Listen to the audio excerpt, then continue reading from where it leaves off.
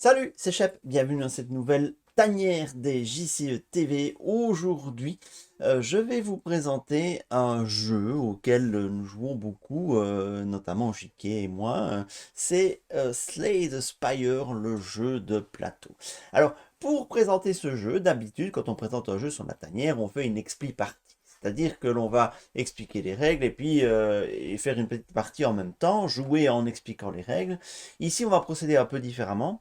Ici, je vais faire une première vidéo, je vais essayer de vous expliquer le contexte du jeu et les règles de base.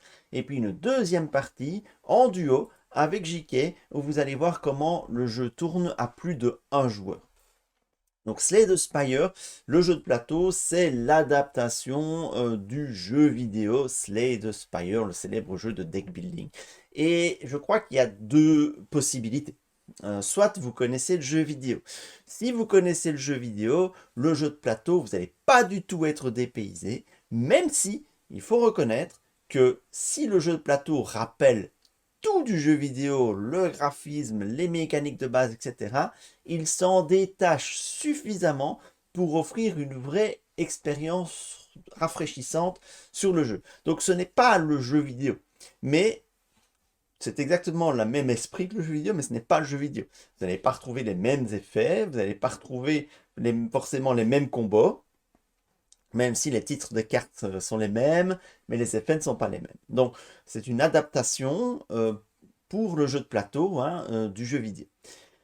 Si vous n'avez jamais joué aux jeux vidéo et que vous ne connaissez absolument pas Slay the Spire, là l'entrée va être peut-être un petit peu plus complexe, vu qu'il y a beaucoup de choses à expliquer. Je vais essayer de faire une vidéo qui est adaptée à tous, même si moi, étant un très gros consommateur du jeu vidéo, j'y ai passé plus de 350 heures, donc je connais très bien le jeu vidéo. Je vais essayer quand même d'avoir un discours qui permette d'être accessible à tout le monde. Donc, le principe de Slay the Spire, c'est que l'on va gravir une tour et affronter, bon c'est le principe du donjon, hein, donc vous choisissez votre voie dans cette tour, vous allez devoir affronter divers obstacles, soit un ennemi, lorsqu'on a une petite icône d'ennemi comme ça, un ennemi d'élite s'il a des petites cornes, qui est plus puissant qu'un ennemi normal, des événements aléatoires que l'on va piocher dans la pioche événements. Vous pouvez aller chez le marchand pour acheter du loot, du stuff, et vous pouvez aller au feu de camp pour vous reposer ou améliorer vos cartes. Donc voilà, vous allez devoir choisir un chemin, on suit les petits pointillés jusqu'à arriver au boss final que l'on affronte. On a l'acte 1 ici, le jeu se divise en 3 actes, une partie donc se termine au bout du 3e acte si vous avez vaincu le boss du 3e acte, mais vous pouvez très bien faire une partie sur un acte si vous le souhaitez. Maintenant, tout l'intérêt du jeu consiste à améliorer son deck. Donc on démarre avec un deck de départ qui a très peu de cartes différentes. On a des frappes qui infligent un dégât, on a des défenses qui infligent un dégât pour un de coups. Je ne sais pas si vous voyez bien la carte.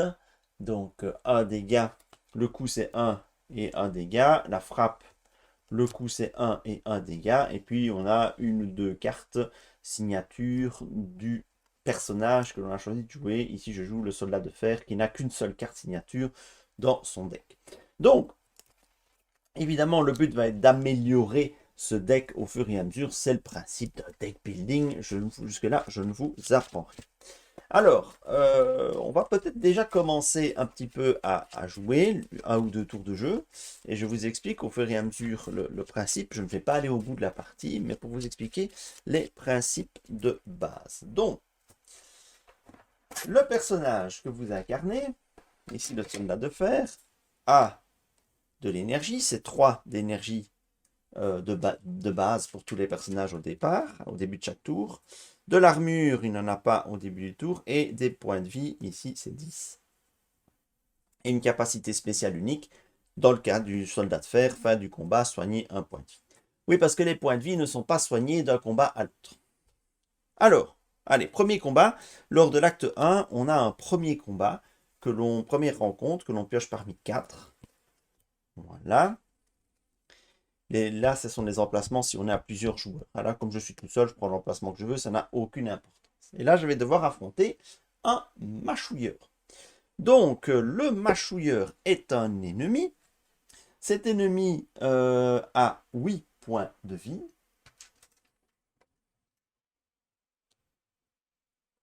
Et il a des capacités qui vont se déclencher en fonction du résultat du dé.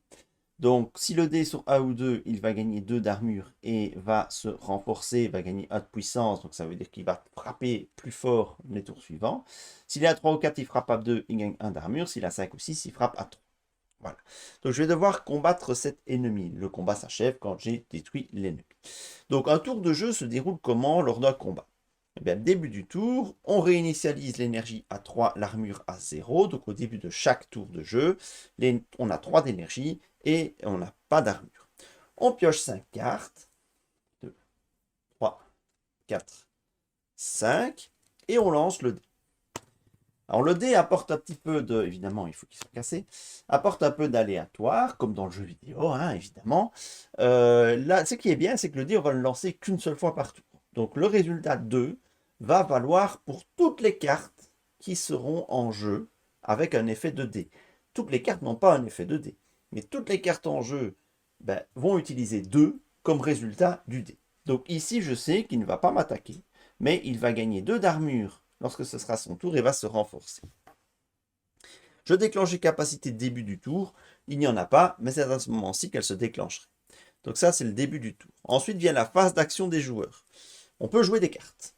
Alors là, je suis en solo, donc je vais jouer les cartes tout seul. Sachez qu'en multijoueur, on peut jouer en même temps. Et on peut se concerter, on peut s'entraider, mais ça, vous le verrez sur la partie en duo avec Chiquet. Donc ici, je me concentre sur les règles en solo. Donc, j'ai 3 énergies. Je vais jouer le heurt. Donc, je vais dépenser 2 énergies pour pouvoir infliger 2 dégâts à l'ennemi et lui appliquer vulnérabilité. Donc, la prochaine attaque que je ferai contre lui aura des dégâts doublés. Tout est dans l'iconographie. Beaucoup d'iconographie dans le jeu, ce qui permet de fluidifier les parties une fois qu'on les connaît. C'est assez simple de s'y retrouver. On retrouve les capacités que l'on a dans le jeu vidéo, même si elles s'appliquent différemment. Voilà, ici, la vulnérabilité, c'est doubler les dégâts. Dans le jeu vidéo, c'était pas doubler les dégâts. Il me reste une énergie. Je sais qu'il ne va pas m'attaquer, donc je n'ai pas besoin d'armure.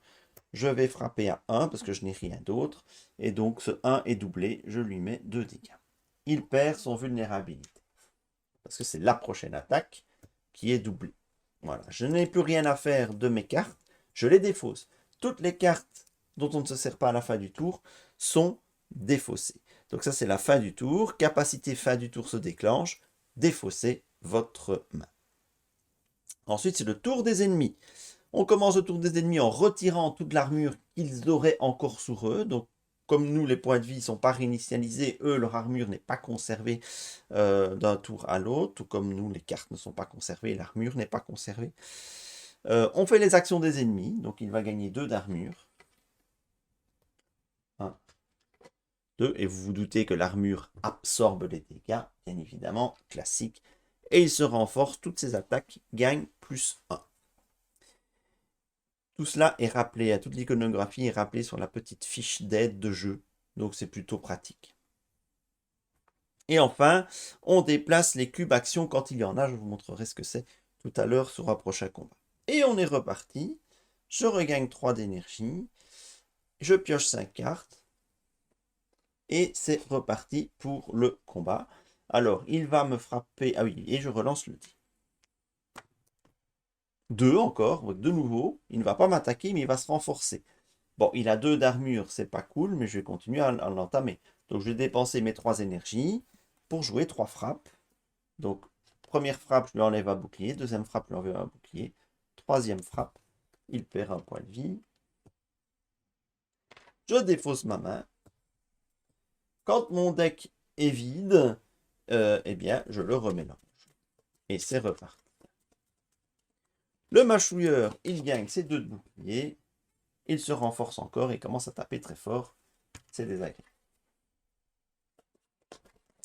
Et c'est parti. Et on continue comme ça. Alors, je vais vite finir le combat. Si vous le souhaitez. Il lui reste 3 points de vie. Je réinitialise à 3 énergies. Je pioche 5 cartes. Je lance le dé. 2, encore une fois. C'est possible de ne lancer pas le dé. Eh bien, je vais refaire comme tout à l'heure. 3 pour qu'il perde 1 point de vie. Il perd ses 2 boucliers. Et lui, à la fin de sa phase, il regagne 2 boucliers. Et il se renforce encore. Voilà. Je repioche 5 cartes. Je relance le dé. 4. Alors là, il va m'attaquer non plus à 2, mais à 5, vu qu'il a 3 de renforcement et un bouclier. Mais fort heureusement pour moi, je mets un heurt pour lui mettre 2 dégâts et lui donner vulnérabilité. Et une frappe pour une 3e énergie qui lui met 2 dégâts et c'est fini. Voilà. J'ai remporté le combat. Que se passe-t-il une fois qu'on a remporté un combat? Et une fois qu'on a remporté un combat, on gagne les récompenses. Les récompenses qui sont indiquées dans le coin supérieur gauche de la carte. On gagne une pièce d'or. On gagne une potion. Les potions, ce sont des effets immédiats. On les applique et puis on défausse la potion. Et on gagne une carte. Comment gagne-t-on une carte? Je prends 3 cartes de ma pile récompense commune. Et j'en choisis une. Voilà. Alors je vais choisir et donc je vais construire mon deck comme ça au fur et à mesure en choisissant des cartes dans ma pile récompense. On a 2 piles récompense. On a une pile récompense commune et on a une pile récompense rare. Les cartes rares sont plus chères évidemment, mais on ne les gagne pas comme ça. Il faut soit avoir une récompense rare ici en jaune, soit passer par la boutique, soit avoir le ticket d'or qui est une carte qui permet d'aller chercher une récompense rare au hasard.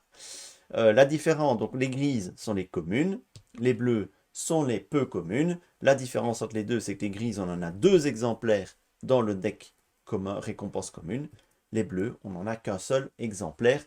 Et donc, voilà comment on va construire son deck. Alors, comme je vous l'ai dit, je ne vais pas faire une partie complète. Donc, je vous ai montré le combat.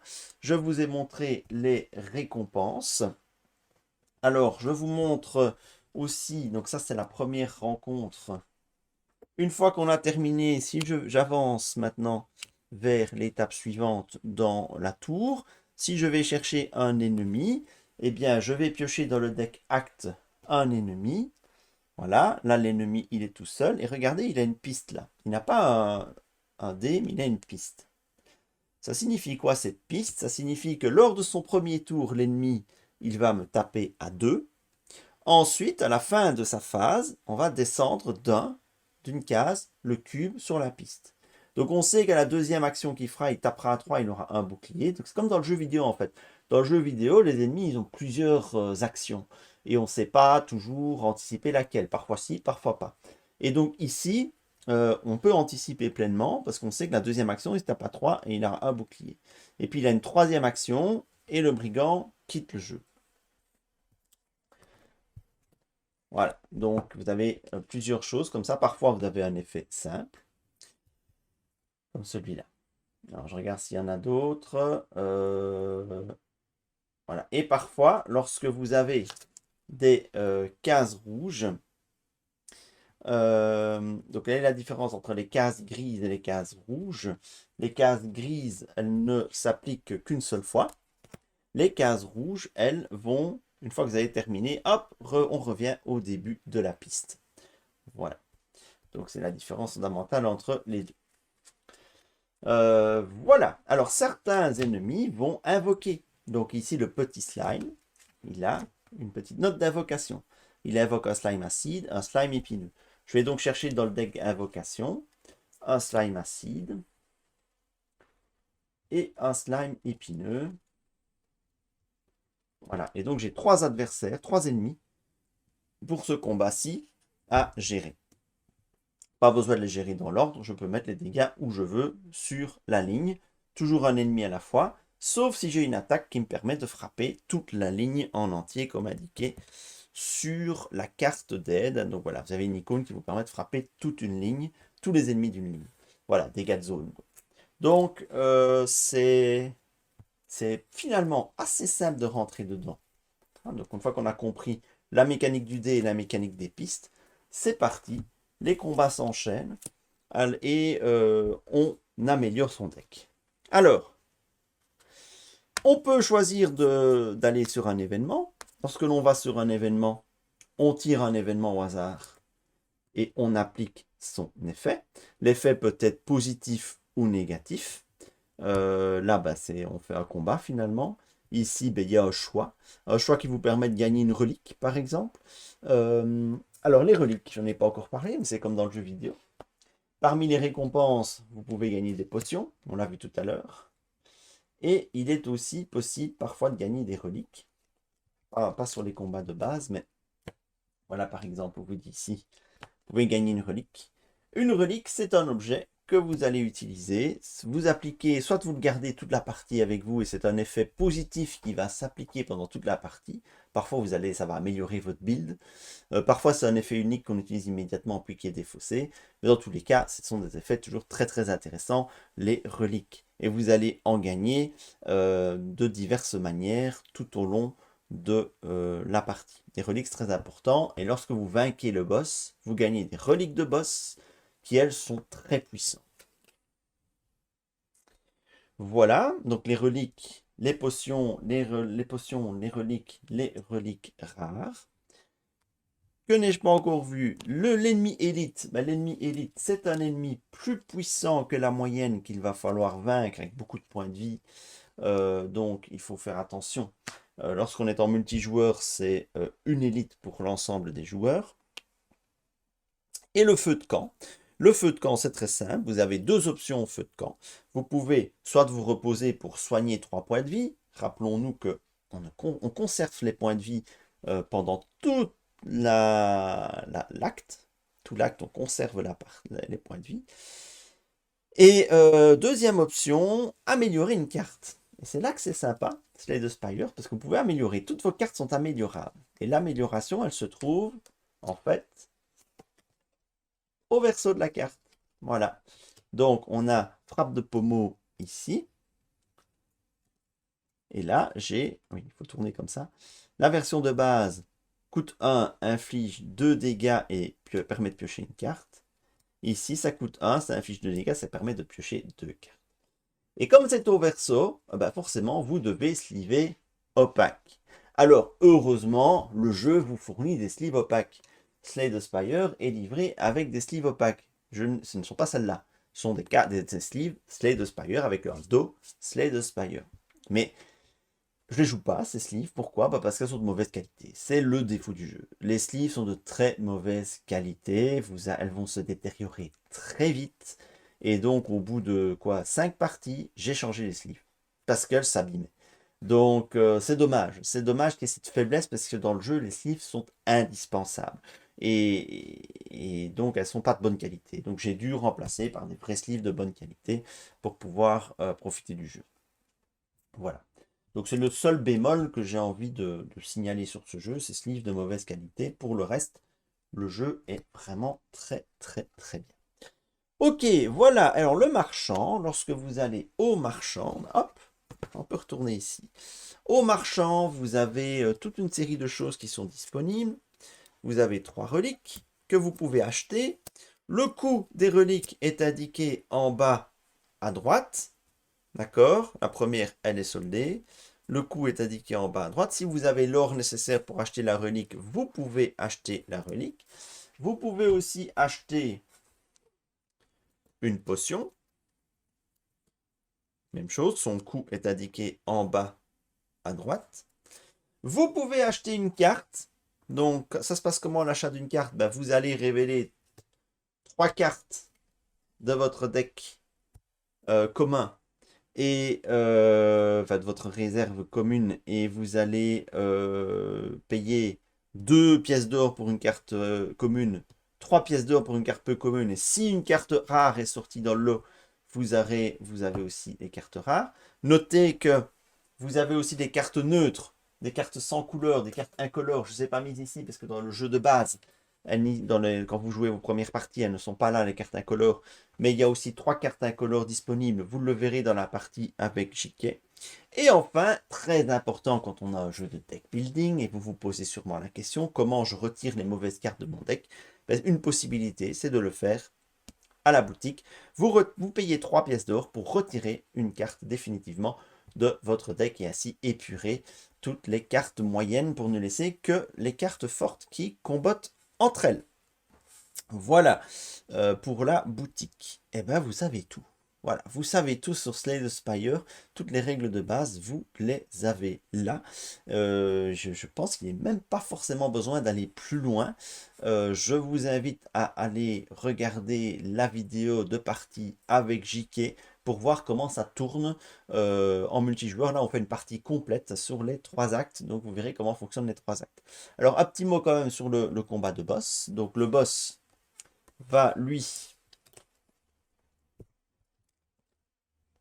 être, voilà, le boss, beaucoup de points de vie. 40 points de vie en solo, 82, 120 à 3, 160 à 4. Le boss a souvent des effets complexes. Il faut bien lire la carte pour bien comprendre. Ici, il a une piste qui va évoluer sous condition. Je ne vais pas vous passer en revue les règles du boss ici dans cette vidéo d'explication de base des règles. Mais voilà, chaque boss a ses particularités. Lorsque l'acte est terminé, là j'ai mis la carte de l'acte 2. Bon, c'est pas très grave. L'acte 1 est de l'autre côté. Je me suis trompé de plateau, mais c'est pas très grave. C'est à peu près le même esprit. Donc là, vous aviez le plateau. Je vais vous montrer. Normalement, j'aurais dû utiliser ce plateau-là. Et c'est exactement la même chose, hein. Sauf que les icônes préimprimées sont un peu différentes. Notez que l'on complète ces icônes préimprimées avec des petits jetons que l'on met dessus lors de la mise en place de chaque acte. Voilà. Donc il faut compter quand même ouais, 3h30 là par 3h, 3h30 la partie.